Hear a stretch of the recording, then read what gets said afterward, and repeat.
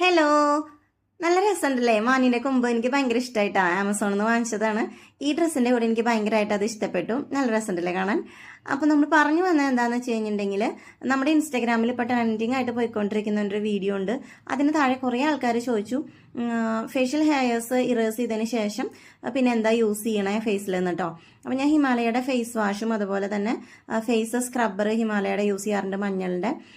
അതല്ലെങ്കിൽ പിന്നെ ever യൂത്തിൻ്റെ face scrub use ചെയ്യാറുണ്ട്. പിന്നെ ഒരു പാക്ക് യൂസ് ചെയ്യാറുണ്ട്. ഇത് ഏതെങ്കിലുമൊക്കെ മാറ്റി മാറ്റി യൂസ് ചെയ്യും കേട്ടോ.